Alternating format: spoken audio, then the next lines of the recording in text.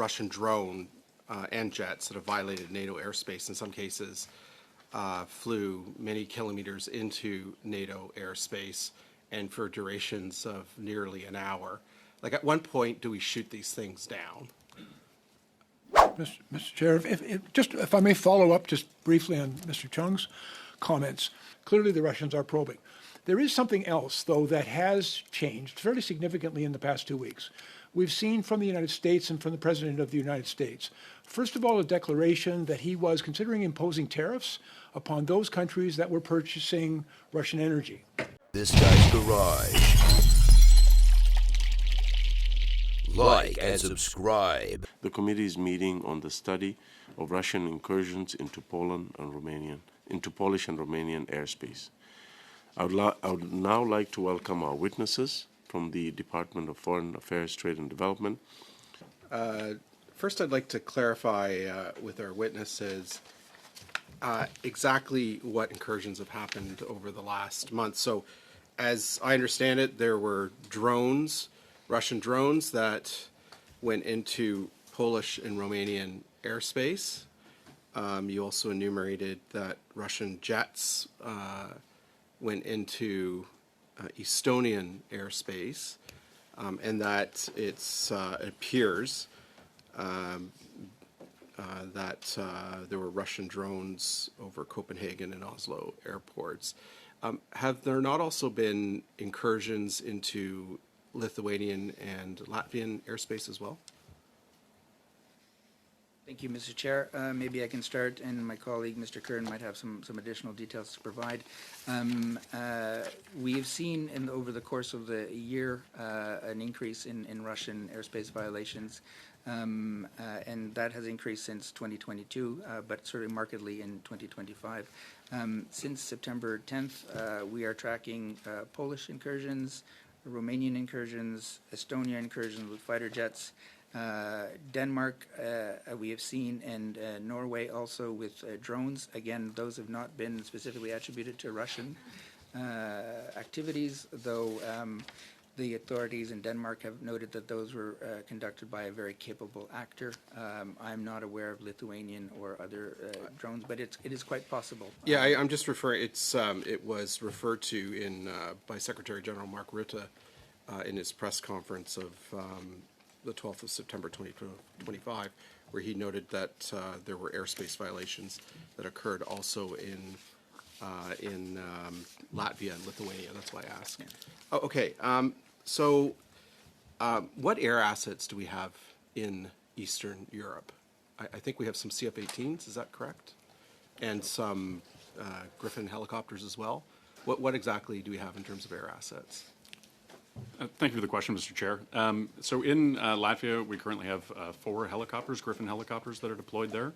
We previously had Chinook helicopters as well.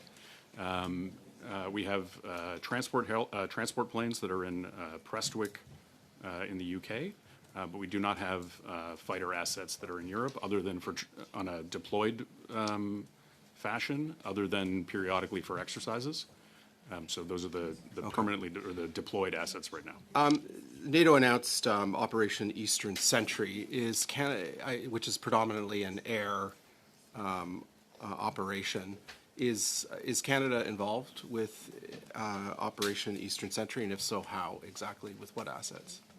Thank you for the question, Mr. Chair. So we're absolutely working with our NATO allies on Eastern Sentry. We have not provided forces to date, although we are looking at what could be provided. I would just add our contribution to NATO includes also the work that we do in terms of deterrence with Latvia, as well as the work that we do here at home with NORAD. Yeah. I note that the Russian fighter jet or Russian drone and jets that have violated NATO airspace, in some cases, flew many kilometers into NATO airspace and for durations of nearly an hour. Like, at one point, do we shoot these things down? Maybe I can start. We saw on September 10th that NATO did shoot down a number of Russian drones at that time. Again, as I mentioned earlier, airspace encroachments by Russian fighter jets or drone is not a new phenomenon. I think every time they cross, there's a decision that needs to be taken in real time by commanders on the ground and authorities. And there's also issues of wanting to ensure the safety of personnel on the ground. If you shoot something down, where is it going to land? Does it pose a threat to civilian population, et cetera? Is our stance with respect to these incursions, is NATO's stance with respect to these incursions, has it changed since the initial wave?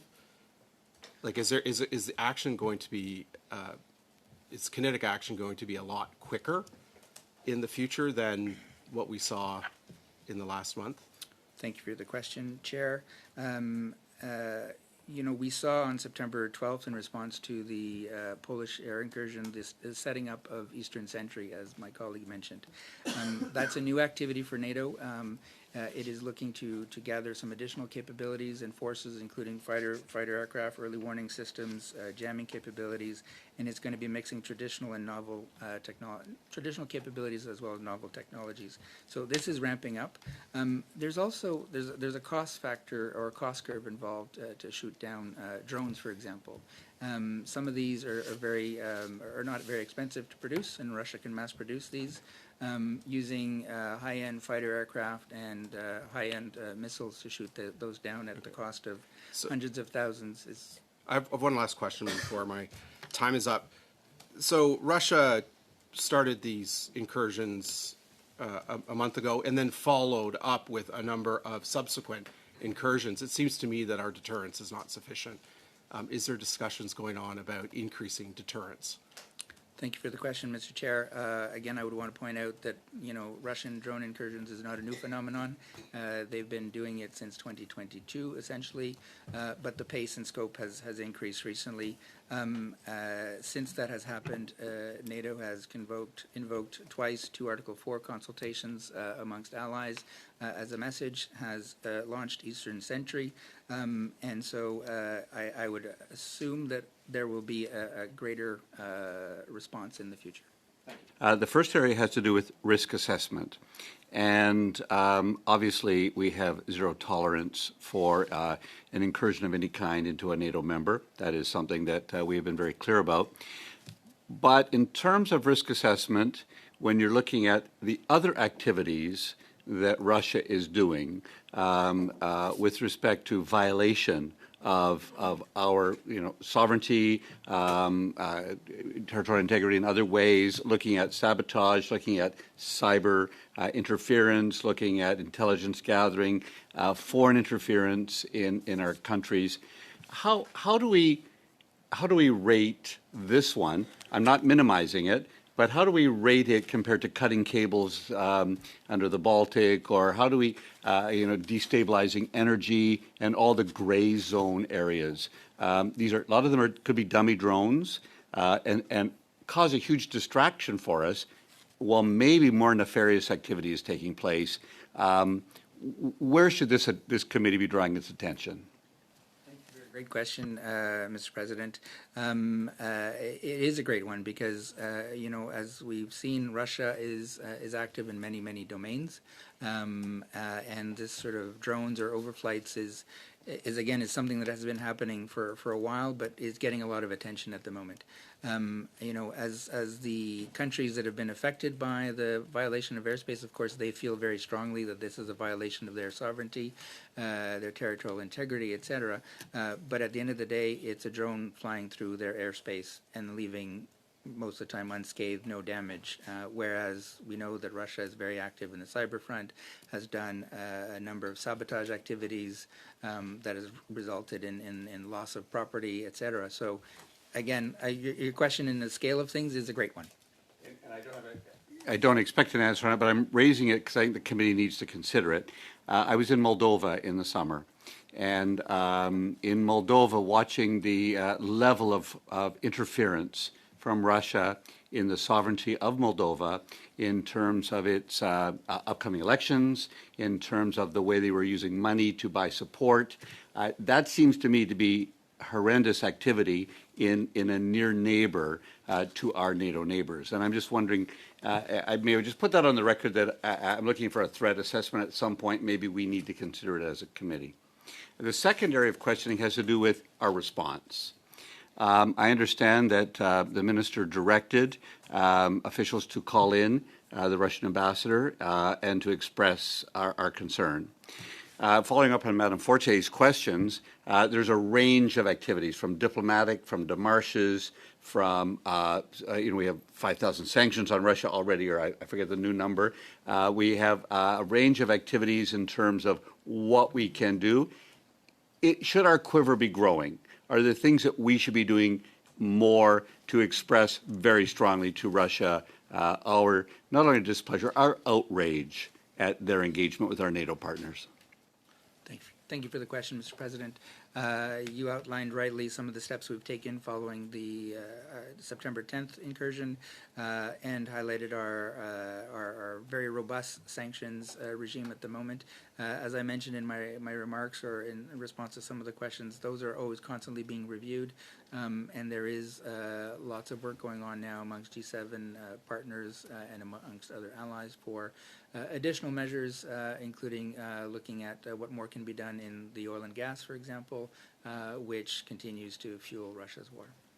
And maybe the last question, have we demarched non-NATO members to ask them to express concern to Russia with respect to the territorial integrity of a NATO, or it doesn't, for me, Russia's activity into NATO under Article 4 with consultations and Article 5 are critical because that's our allyship.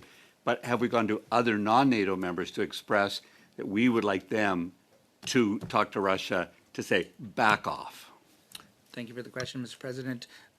We have not demarched in the real sense countries on this, but we have in a lot of our interactions with NATO and non-NATO allies signaled obviously our concern and the recklessness of the Russian behavior.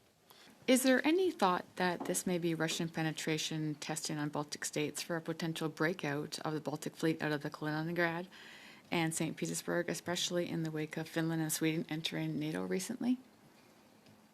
Effectively blocking the fleet to get in? Thank you, Mr. President, for the question. It is highly likely that this is probing by Russia, as we know they do and they have done, and they will continue to do. Whether this is going as far as for a breakout of the Russian fleet, I haven't seen anything to that effect. I don't know. Thank you. What assets, are you aware of what assets that NATO has deployed to contain the Russian Baltic fleet?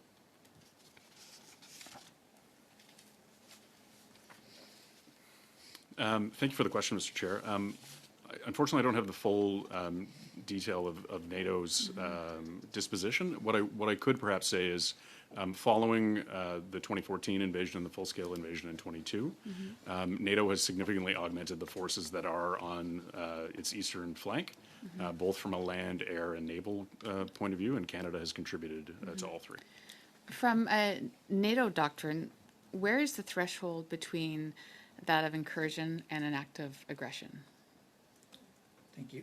Thank you, Mr. President. Incursion into airspace, again, as I mentioned a little bit earlier, these has happened a number of times since 2014. Recently, the quality and length and duration and number of drones coming in has increased significantly. That said, there's a difference between a drone overflying airspace, going from point A to point B through NATO airspace onto Ukraine, for example, or loitering. These are not conducting attacks per se.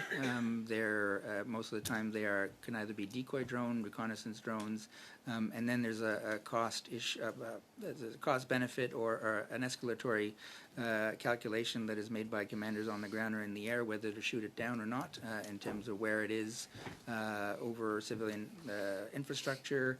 The cost of the missile that you need to shoot this thing down, or just letting it go.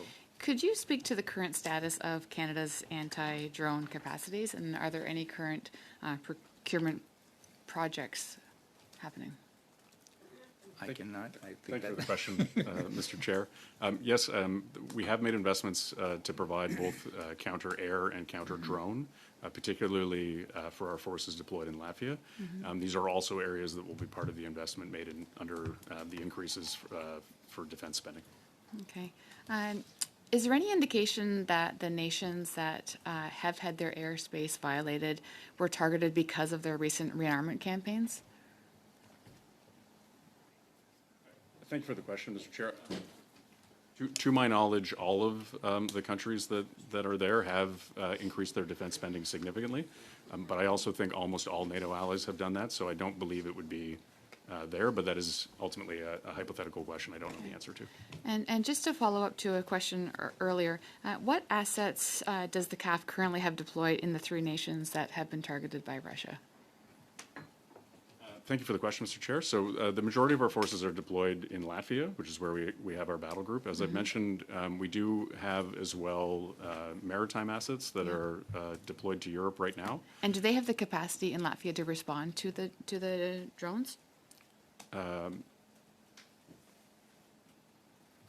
Yes, they do, although we continue to make investments in that regard. Okay, perfect. Has there been any requests from the nations whose airspace has been violated to support? Has there been that ask?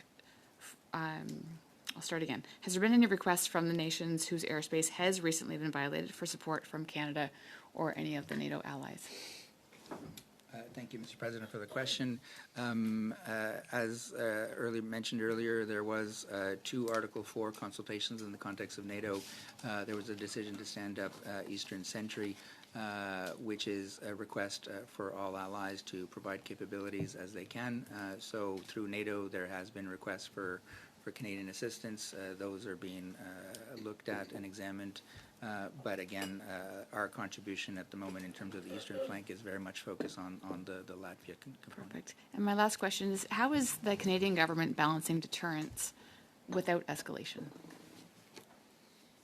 Thank you for the question. That is basically a daily task that us and our allies are doing in terms of ensuring safety and security of allied populations, but also supporting Ukraine in its fight for Russia and so against Russia. And so again, that is a daily. Thank you. Is not precedented or unprecedented. Actually, what we've seen of what Russia is doing, the multiple attempts against multiple NATO members. And it's funny that goes from the Baltic all the way to inside interior Europe, to Romania and to Poland. It seems like a type of a tactic of bullying in one aspect of it. Obviously is not unplanned, is well planned, is maybe trying to, it's one of those campaigns trying to confuse us and to keep us busy wandering around the 30-plus members of NATO. What do we do with Russia and with Putin, with his power? You know, unfortunately, such an empire that survives on wars, on conflict, and it's becoming our problem in the Western world, in NATO, and obviously across the board. Such attempt could really trigger Article 5. If they went too stupid to try to hit a target at any of the countries, that we will be facing Article 5. Now, from your knowledge, and I'm going to ask you as an expert on NATO constitution and what constitute NATO's members to act upon such threats, what could trigger Article 5 in this case? We know Article 4 doesn't apply because the members that have been attacked or being subject to, they will be having to consult with the rest of the members' allies. So what could trigger Article 5? It shouldn't be Article 5, at least be an option in front of Russia. And unfortunately, such thing could also trigger a third world war of some kind. So this is a very tricky situation. I would like to see in the term of NATO, how do you see this is going to play between Article 4 and Article 5? For the question, Mr. President, a very good question. It's worth remembering that in all of its history, NATO only invoked Article 5 once in its history, and that was following the 9/11 attacks on the United States. Article 4 has been invoked nine times so far, 5 times by Turkey following events around its borders, a number of times by European allies following the invasion in 2022, and then, of course, we have Poland and Estonia this week. You asked the question, Mr. Chair, on, what are the triggers? The beauty of Article 5 is it's pretty clear. In one way, in the treaty, is that it's an attack on an armed attack against an ally. At the same time, it's also a little bit fuzzy in that it's an armed attack against an ally, and that's not defined. There are advantages of having it that way to ensure that our adversaries are, don't know exactly where the threshold is. Do you believe that, there's between Article 4 and Article 5, there's a huge space right there.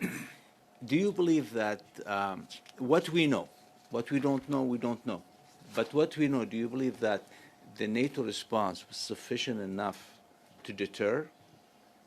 And what could also be done to make sure we escalate without a huge escalation, without going into war? Thank you for the question, Mr. President. Do I know if it's sufficient to deter? I don't. It's speculative.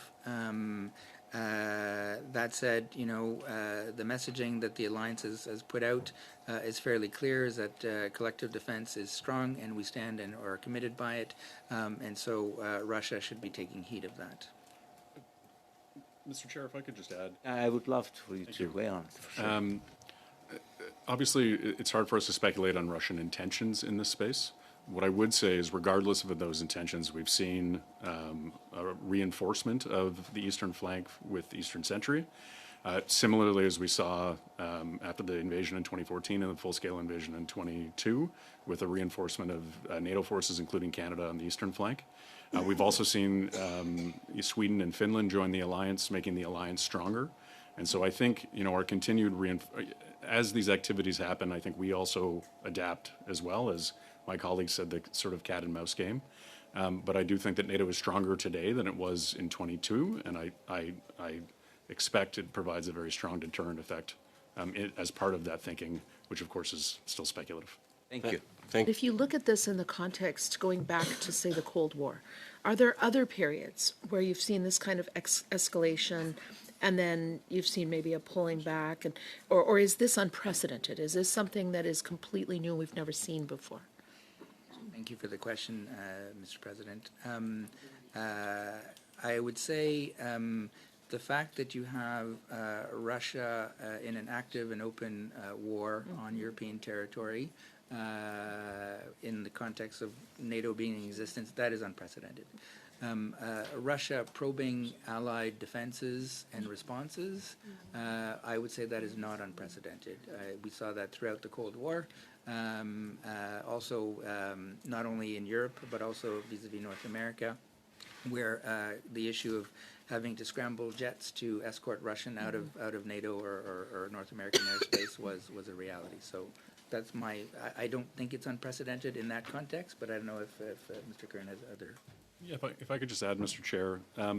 So penetrations by Russian military aircraft into North American air defense identification zones has certainly increased over the last couple of years, but it's also relatively regular. We expect that this is a bit of a return to pre-COVID levels. And so while we've observed this increase in activity, I would just note that these flights occur regularly and are not deemed threatening, as Russian military aircraft remain in international airspace and do not enter Canadian or American sovereign airspace.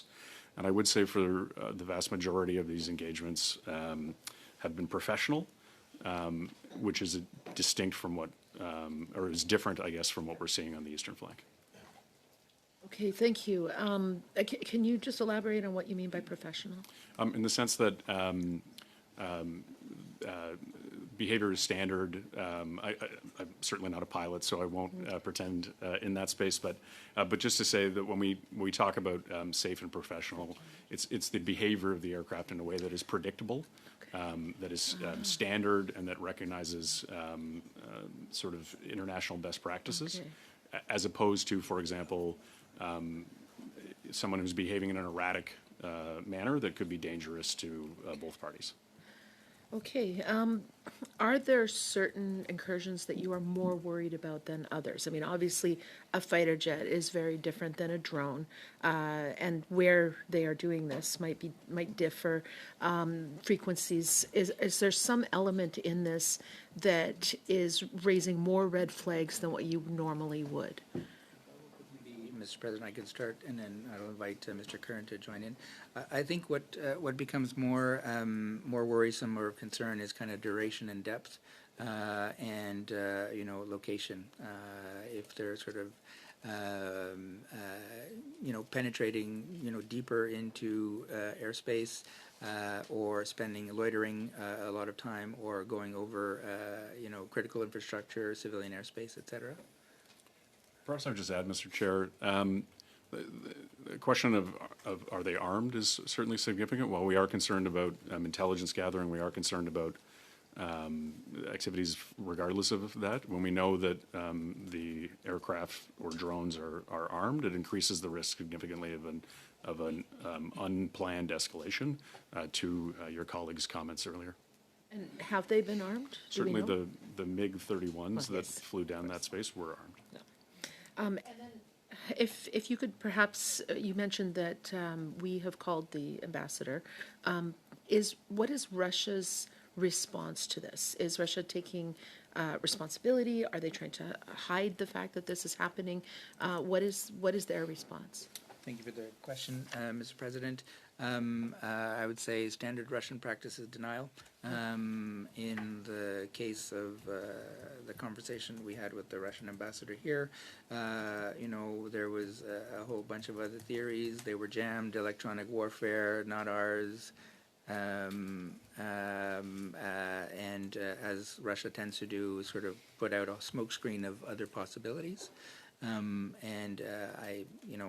They haven't denied that the MiG-31s flew in the direction that they did, but they certainly say that it wasn't into anybody's airspace. So again, it's a usual pattern of Russian denial. Thank you. Thank you very much. From Canada's briefings at the North Atlantic Council and Allied Air Command, what are the top 3 capability gaps that are exposed by these incursions?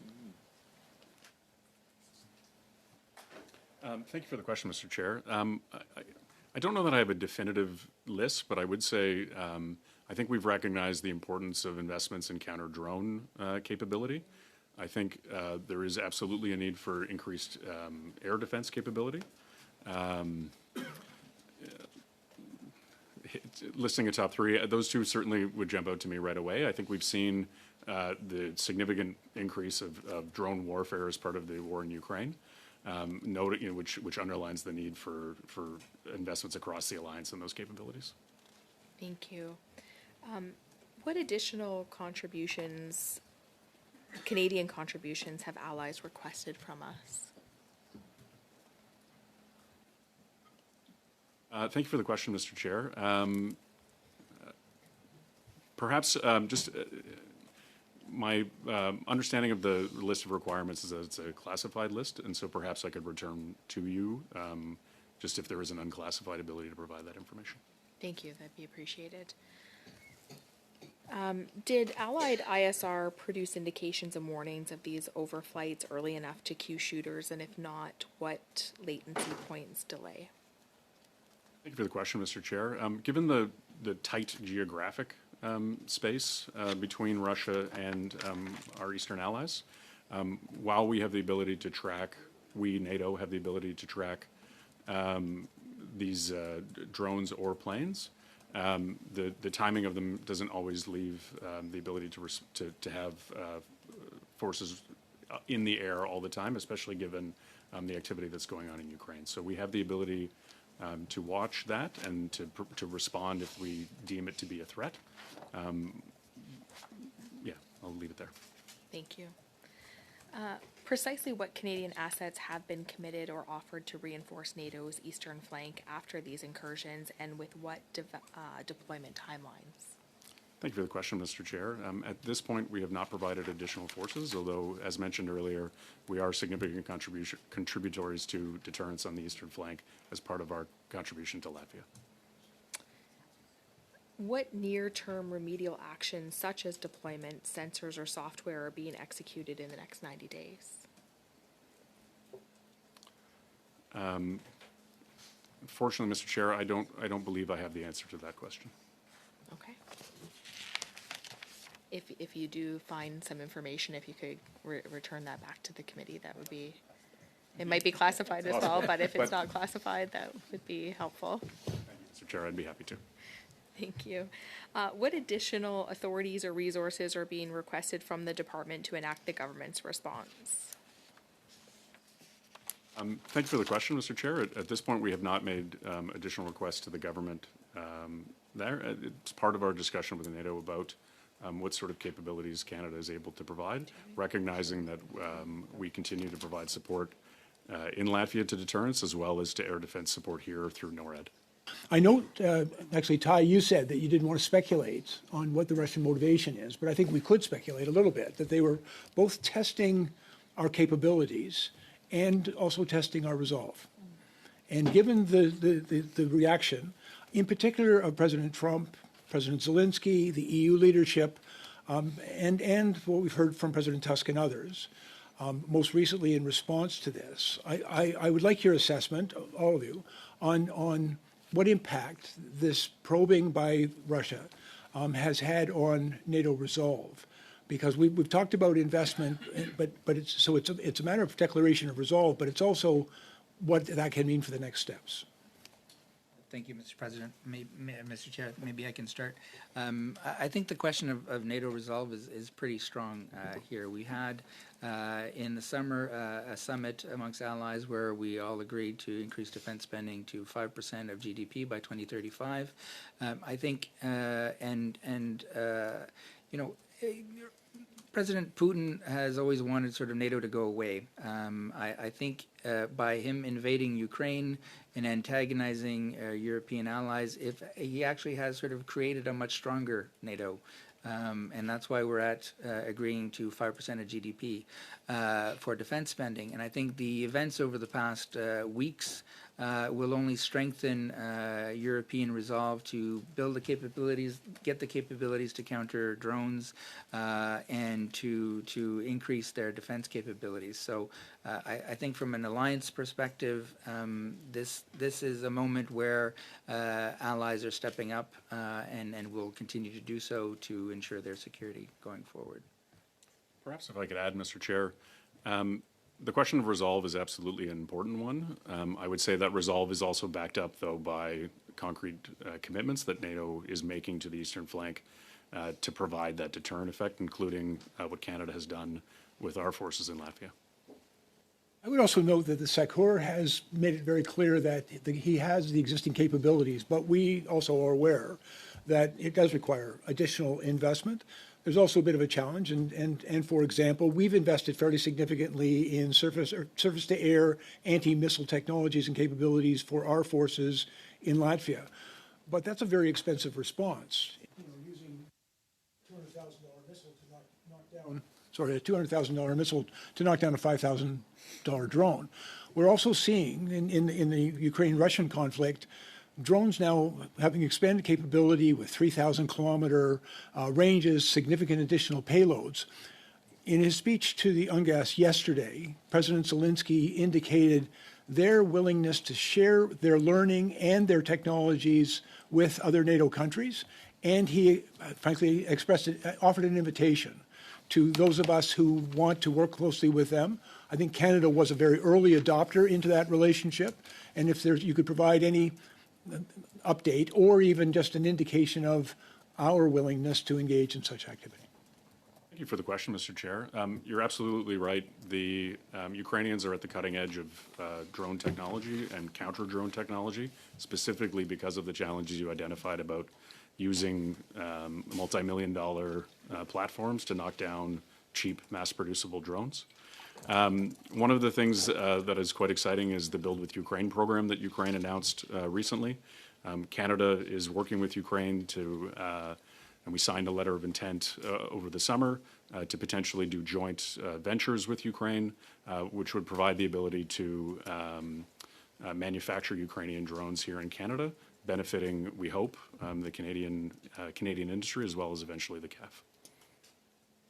The last point I wanted to ask, and it's tangentially related to the drone incursions over Poland quite recently, but in June of this year, many of our very close allies in NATO, and including Ukraine, withdrew from the Ottawa Convention with respect to landmine prevention. All the Baltic states, Finland and Poland, as well as Ukraine, have now withdrawn from that convention. It does, in my opinion, place our deployment in NATO, particularly in Latvia, as one of the countries that has withdrawn, in a somewhat challenging relationship. And so I think, how would you see Canada navigating that? It's not a contradiction, but it can be a challenge for us, navigating that going forward. And because there are other conventions or values that we've put forward that could be challenged in how our neighbors and friends in NATO, and particularly on the eastern flank with Russia, may have to respond to that. Brief response, please. Thank you, Mr. President. Yes, indeed. The threat posed by Russia has compelled a few allies to take extraordinary measures to counter Russia, including withdrawing from the Ottawa Convention, which we regret. But we remain very much wanting to work with them and ensure their security and their safety and the safety of our personnel. And so there is CAF measures in place, as I understand, to be able to work, continue to work with our allies, those who have left the Ottawa Convention and those that are in. Thank you. Thank you very much. I'd like to focus a bit on what our deterrence posture is, our deterrence posture, NORAD's, NATO's. In the last month, we've had NATO members shoot down Russian drones that have violated NATO members' airspace. Clearly, there's a deterrence posture there. The drones come in, they're going to be shot down. But then, at the same time, NATO members did not shoot down 3 MiG fighter jets that entered Estonian airspace for 12 minutes. So that's a different deterrence posture than the one on drones. Yesterday, 4 Russian military planes entered the airspace defense identification zone, and were, Canadian and American fighter jets were scrambled, I believe 4. Jets were scrambled to intercept and track these 4 military planes. Now, I acknowledge that these Russian planes were in international airspace, that they were operating in a predictable, regular fashion, and that NORAD assessed that there was no threat. But my question is, what would NORAD do if those jets had crossed over from the ADIZ into either American or Canadian sovereign airspace? Would we allow them to fly for 12 minutes into our airspace, or would we shoot them down? For the question, Mr. Chair, I think we retain the sovereign capability with our allies to respond to aggression in our airspace, which could include shooting down a drone or a plane. Yeah, but I guess it's not clear to me what our position is. And so I guess my comment is that if I don't know what our deterrence posture is with respect to Russian jets violating sovereign NATO airspace, not the ADIZ zone, but our airspace, then the Russians aren't quite sure what our position is either, our posture is either. And so, is there any discussion between Canada and other NATO members to clarify what our position is on Russian jets violating NATO members' airspace? It's being reported that, for example, just I guess in the last day or so, British, French, and German envoys have told Moscow that they will shoot down the jets if they violate airspace in the future. Yet others are not, other members are not clear on what they would do. Poland has been pretty clear on it. So, what is our position? Is this an ongoing discussion between NATO capitals and at NATO headquarters in Brussels, or, we're just going to muddle along until the next situation pops up? Where are we going with this? Mr. President, for the question. Mr. Chair, for the question. I think, again, there's always a need to look at the particular circumstances. In the case of Estonia, it's a very crowded airspace in the Gulf of Finland that has Estonia and Finland on the other side, and Russia transiting through from kind of mainland Russia, if we can say, to Kaliningrad. And there's parts of it that are international airspace and parts of it that are airspace over Estonia. The Russians in the past have often gone through or mistaken through, either deliberate or not. And so a judgment call needs to be done by, the commanders who are, controlling the airspace and the pilots, again, in terms of what it is that is going to happen at that time, and again, where those aircraft are, what they're doing, what is the danger to civilian population, et cetera, et cetera. Can I just speculate on something? I speculate that if those jets off in the Alaskan ADIZ had entered into American airspace, that they would have been shot down by the U.S. Air Force. And that's precisely why they remained in international airspace. And the corollary of that is taking place in Eastern Europe, where Russia feels that it doesn't have the same deterrence, where Russia feels that NATO doesn't have the same deterrence posture, and we end up with situations like happened in Estonian airspace recently. Mr. President, Mr. Chair, if I can just respond, I think there is one slight difference I would posit. Again, whether it's in the ADIZ or the KDIZ, we're talking airspace that is very big and large, and there's lots of time to identify these aircraft coming in. There's the ability to intercept them well outside of our airspace. And if we wanted to, or as in the case that happens frequently, there is a communications, there's contact, there's a request for them to move out. If they continue, then I suspect, you're probably speculating right, there would be some action happening. In European airspace, some of it is very tight, and you don't have that lead time to sort of give. So again, commanders would have made the decision they did over Estonia. I think there was probably a desire not to shoot down at this instance, given what had happened a few days before, and not wanting to escalate the situation more. But I do think there may be instances in the future that if that continues, the threshold for Allied response has gone more prepared to go that way. I'll follow up a little bit on Mr. Chong's comments. I won't speculate about what the United States would do at any moment these days. However, I'd like to know a little bit more about the American response to these drone incursions in the airspace, and also France and Germany and the UK. If there have been any sort of bilateral responses from those four partners, in addition to what NATO has done through the General Secretary. Thank you, Mr. President. Maybe I can start, and I invite Mr. Curran to add.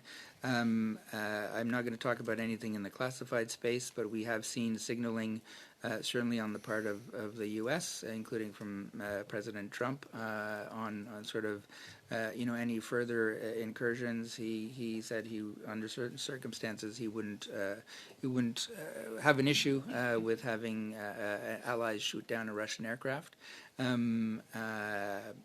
I'll stop there. I could just add, Mr. Chair, that we have seen allies, including some of the countries that you listed, provide fighter jets and support to Eastern Sentry, which reinforces deterrence on the eastern flank. Tell me more about Eastern Sentry again, and what what that would entail, what Canada's response could be to that, and what asks Canada could receive on it. So I know that takes some speculation, but do your best. Yeah, absolutely. Thank you. Mr. Chair, thank you for the question. I apologize. Eastern Sentry is a NATO mission designed to reinforce NATO response and awareness on the eastern flank. So it includes, for example, fighter jets,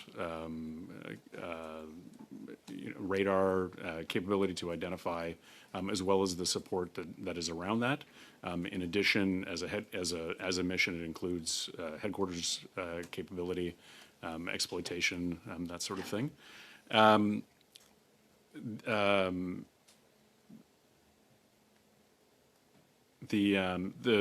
In terms of Canada's contribution to that, as I mentioned previously, Canada has not so far provided additional capability to Eastern Sentry, although we do continue to look at that.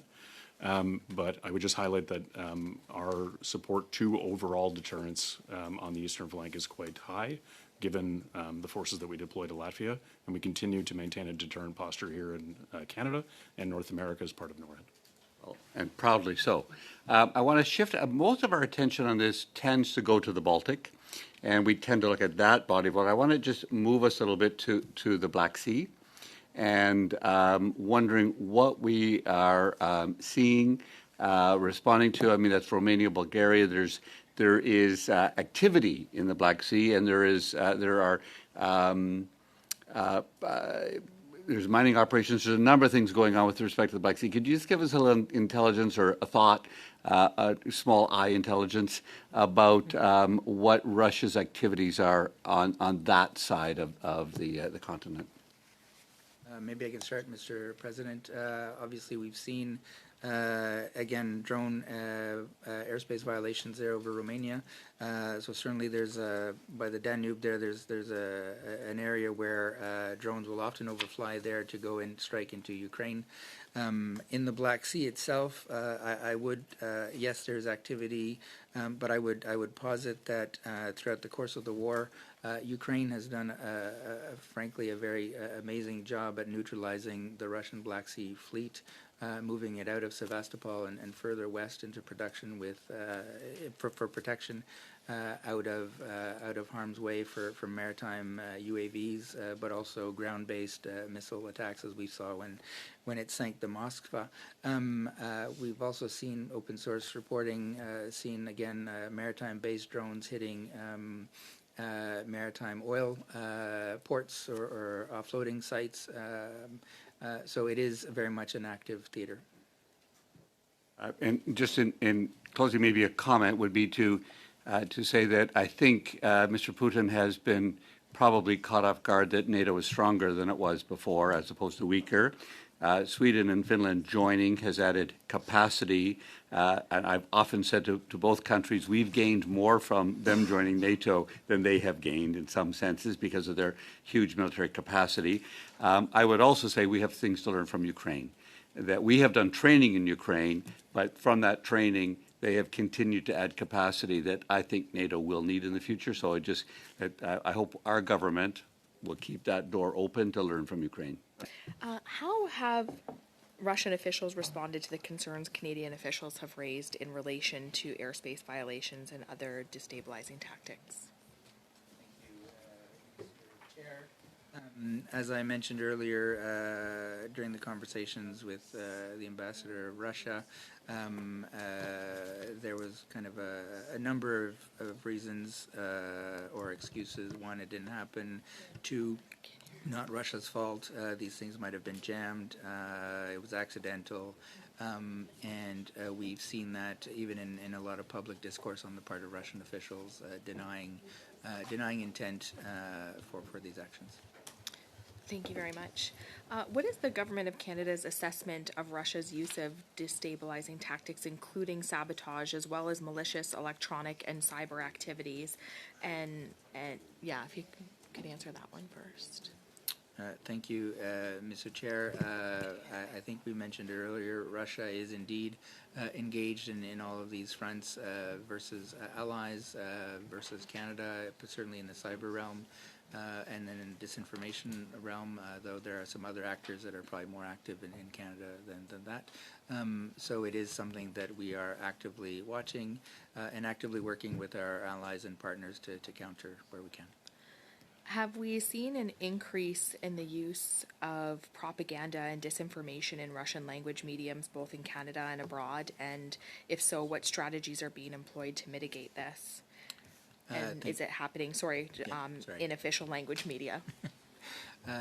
Thank you, Mr. Chair. Unfortunately, I don't have that information. That is not sort of my area of expertise.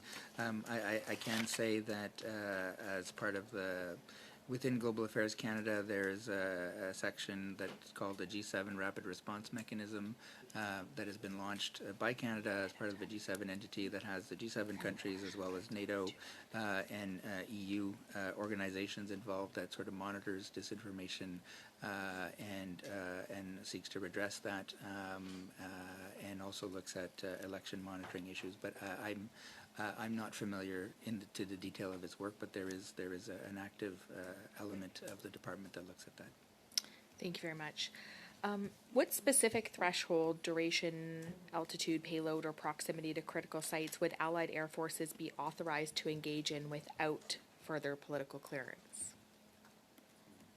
Thank you, Mr. Chair. I don't have that information. Unless you do. No, I don't. Is that something that could be provided if it's not classified? Certainly, if the answer is not classified, we could provide. Thank you. I'm going to cede the rest of my time to MP Cramp-Nyman. Okay, a couple high-level questions. Are there any lessons that Canada could draw from with regards to these incidences for protecting our own critical infrastructure against drone incursions? Thank you for the question, Mr. Chair. So, absolutely. I think both in this situation and from what we've seen in the general war in Ukraine, we've seen that there's a strong likelihood that this will be a major part of future conflict. In addition, as we've seen in Denmark, there are risks there outside of a conflict area. So I think it speaks to the ability to be able to respond from a counter UAV point of view, both from a direct, kinetic way, from a strike point of view, but also in terms of jamming, counter drone UAVs, that sort of thing, and radars that can detect threats of this nature. Okay, thank you. And lastly, in the nature of time, I believe, is what message does it send to both allies and adversaries if violations of sovereign airspace are tolerated without meaningful consequences? Thank you, Mr. Chair, for the question. I would say in this instance, there has been consequences. The first instance is, at least in the case of the Polish airspace, a number of drones were shot down. Secondly, you had NATO allies invoke Article 4 twice in the span of a week, having then a NAC, North Atlantic Council statement, which means that it is agreed and by all 32 members, that is very strong in condemning Russian behavior and actions, and then setting up a new operation or a mission in Eastern Sentry. And yes, some of that will take a bit of time to ramp up, but that does signal, frankly, a fairly robust and rapid response on the part of NATO. Thank you. And perhaps just one last question is how long does it take to detect and intercept drones that are crossing into Allied airspace? Brief response, please. I don't have the technical knowledge for that. Neither do I. Maybe just to say that, thank you, Mr. Chair. Maybe just to add that we maintain the allies maintain the capability. Thank you. And I'd just like to follow a little bit about what your answers were before about the fact that Russia is not claiming these operations, and particularly when you're looking at the ones that we're not certain of, like the airports. Why would they be targeting something like the Copenhagen airport? What is the sort of strategic interest? What message would they be sending? And then what would be the purpose in then denying that it was them? Thank you, Mr. Chair, for the question. Again, speculating, I don't know motive, but you could easily see that doing so is intended to disrupt, cause a disruption, fear amongst the population, and by denying it, it also then sort of obfuscates sort of who is it, and sort of just simply adds more questions. So this is part of the Russian narrative in a hybrid context where it's below clear thresholds of conflict, and it's activities that are simply intended to distract, sow fear, et cetera, et cetera. Maybe my colleague has a few other suggestions, I think. Thank you, Mr. Chair. Just an observation that various experts have made, that this is part of, I don't know, the so-called hybrid type of measures that Russia has a large toolkit to use, and in the context of these measures, they have done things that can inflict psychological pressure on populations and governments. It's part of the destabilization efforts that take many forms, but this overflying airports, for example, is disruptive, but also destabilizes the government's response and understanding of what's going on. Thank you. The fact that they are not, that they are trying to leave some doubt as to the origin of these incursions. Does this then make it more difficult to do retaliatory or responsive measures, given that, or does it actually? Is it the opposite? Is it if they did claim it, it would actually require greater retaliatory measures because it would be a much more aggressive act if it was not denied? Thank you for the question, Mr. Chair. Certainly, the latter point, if they openly declared that this was theirs, then it kind of forces a much more rapid response. Whereas denying it leaves it sort of out there, and it allows them again to see how a government or the alliance responds to these challenges. Now, earlier in your, sorry, go ahead. Sorry, maybe just if I could just add, Mr. Chair, regardless of whether these incidents are claimed, I think there's a clear understanding that there's escalatory activity that is happening here, hence why these deterrent responses are being augmented.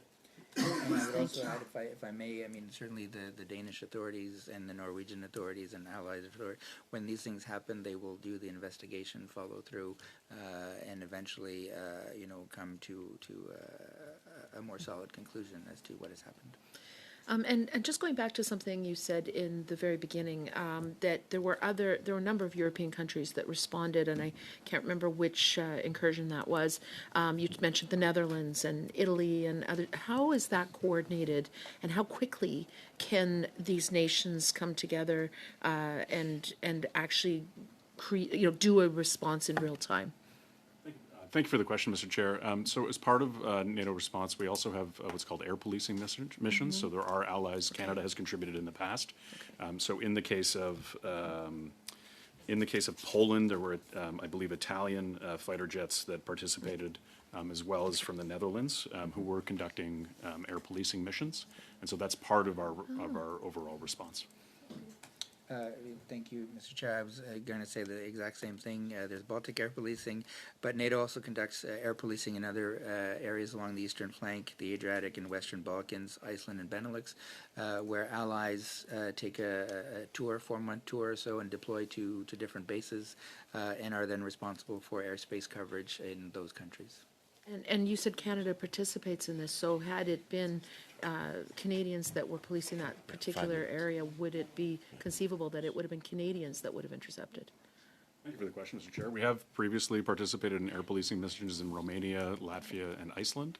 Mm-hmm. We weren't participating in this particular moment, but yes, had it been us, we could have been the response.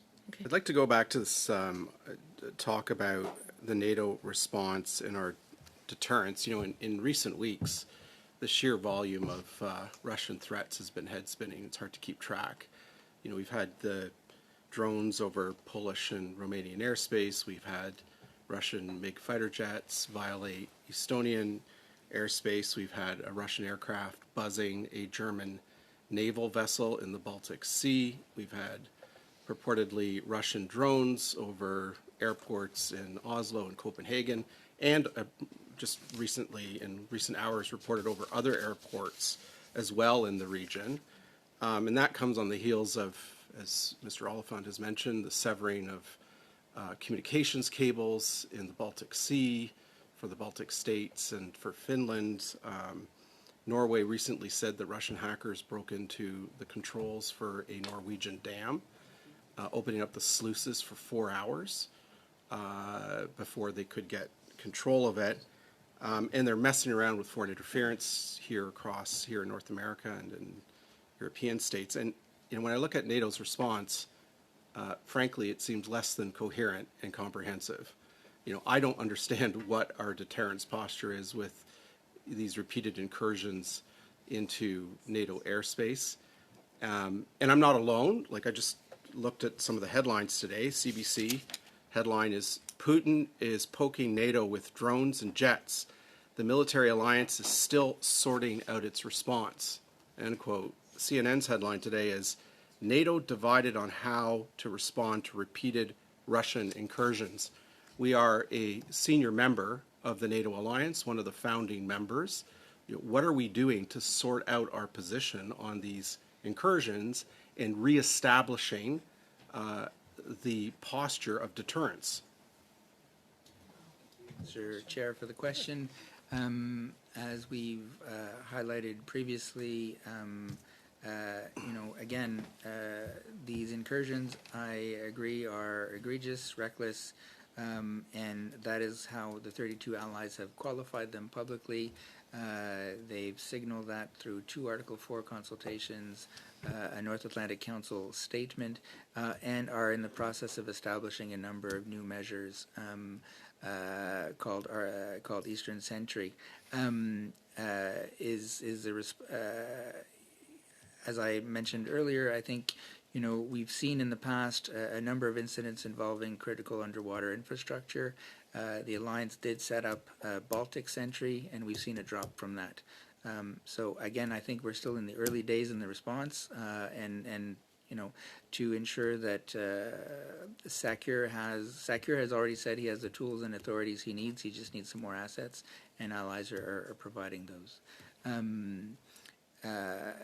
The difficulty or the challenges is that NATO as an organization is frankly very much heavy on the conventional side. It does do work on cyber, it does do work on hybrid, but then some of the response options in some of those domains are not within NATO's remit. But off the top of my head, from my recollection, a NATO member did shoot down a Russian fighter jet that violated NATO airspace about a decade ago. And the Russians accepted that. They were upset, obviously, but they tacitly acknowledged that they had violated that NATO member's airspace.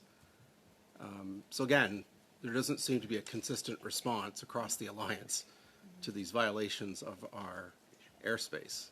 And it's hard to establish deterrence when it's not clear what the posture is. Thank you, Mr. Chair, for the question. Fully aware of the Turkish shoot down of a Russian aircraft in the past. I think the context is different at the moment. There's a hot war going on in Europe, in Ukraine. The commanders and the alliance will determine in due course what it needs to do, if and when it needs to do. I think having the Estonian airspace violation, for example, having occurred simply a few days after initial Article 4 consultation, could probably have been seen as very escalatory, and so the authorities decided not to shoot it down. I don't know. I'm speculating, and I shouldn't be speculating, but I'm speculating. But looking forward, the allies have since come out very strongly in sort of reaffirming collective defense and reaffirming their desire to ensure allied defense and territorial defense. Thank you very much. If I may follow up just briefly on Mr. Chung's comments. I'm aware that the NATO response will be determined by NATO command and by the SACEUR, based on our capabilities. And I'm pretty confident personally that conversation is taking place right now. And I know that I would expect, and I anticipate, there might be a reluctance to start making, even though the media is very anxious for it, a declaration of red lines for NATO. And I think it'll be a thoughtful and nuanced response. but I have great confidence in that command and the SACEUR to respond. I think it is important that we be patient and let them work out, because clearly the Russians are probing. There is something else, though, that has changed fairly significantly in the past 2 weeks. We've seen from the United States and from the President of the United States, first of all, a declaration that he was considering imposing tariffs upon those countries that were purchasing Russian energy. That has a very significant impact on their capacity to continue to build up their military. And the threat of those tariffs can also have some implications for Canada. We're working also with other trade relationships with some of those very countries. And I think that if you have any kind of assessment on what that impact of that might be, it would be interesting to us. And secondly, at his speech at UNGAS, the President of the United States also indicated just this week a very significant change in their initial posture, in that he now declared that he supports the restoration of Ukraine's original territorial integrity and in the restoration of all of the territories that have been seized and occupied by Russia. That's a very significant change, and I think it is something for NATO to contemplate. And I wondered if Canada, like what if our Foreign Affairs Minister and our government has determined what would be the appropriate response to that change in posture, which is being articulated by the President. Thank you, Mr. Chair, for the question. You are correct in highlighting that the President of the United States has gone out publicly with a very significant change. We certainly have been and will continue to work very closely with the U.S. In terms of actually trying to arrive at a peaceful solution in Ukraine, and sort of have been working with them very closely on that. Although we have seen the response from Russia, even following President Putin's meeting with President Trump in Alaska, has been met with escalation and escalation. So the Russians clearly are not seemingly ready to engage in a meaningful conversation. So there is certainly a conversation amongst allies, amongst the G7, into how we can increase pressure on Russia, whether it's through sanctions, recognizing, and sanctions have been in place, taken in coordination with the partners. I mean, they are having an impact on the Russian economy. It is starting to show some strains. Inflation is high. It's difficult for it to purchase and has to rely on sort of other partners for a number of items. We recognize that oil and gas continues to be an important source of revenue for the Russian economy, and that is why we are looking at other options under our G7 presidency to reduce Russia's oil revenues. In the long term, we know that this is, the sanctions are causing persistent diversion of resources for Russia, so it is damaging its growth potential. Perhaps, Mr. Chair, if I could just add, when we look at the basket of options for response in these situations, our support for Ukraine is part of that equation, and we certainly welcome any partners who are increasing that support. And I do think the military assistance that Canada has provided is part of the response that we are able to provide in these situations. Okay, thank you very much for that. And I appreciate it's been a fairly significant change in posture from the United States, and it will take some time. The last thing I wanted to ask, and the NATO has long declared that it will defend every square foot of NATO territory. But in that defense, I think there has to be an acknowledgement that, for example, if a jet flew over Estonia for some period of time, NATO's ability to respond to that, because the jets are not all stationed at the Estonian border, but rather are stationed, the NATO response jets would be stationed further back from that border. And it would take actual time to detect the threat and then to respond. And if the Russians only came in for 12 minutes and then turned around and fled, it may not necessarily do that. But there are a number of ways in which I think it has been declared on how we will respond. So that capability, I think it would be very helpful if you were able to provide us with some insight as to how long it would take to respond. And by the way, I think this is somewhat related to the withdrawal from the Ottawa Convention because our NATO allies, particularly on that eastern border with Russia, have become very concerned about slowing down any potential incursion. And so the time of response, I think, is relevant, and perhaps you could provide us with some insight on what the limitations of that might be.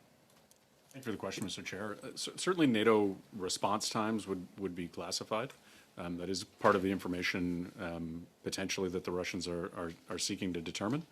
But I guess the unclass answer in this space would be that NATO maintains a response capability, or a robust capability to respond. The question of two previous questions today about how that response should happen, I think, is something that is maintained by commanders, but that ability to respond remains and is being augmented in response to these incursions. Thank you very much. So that brings us to the conclusion of the fourth round of questioning.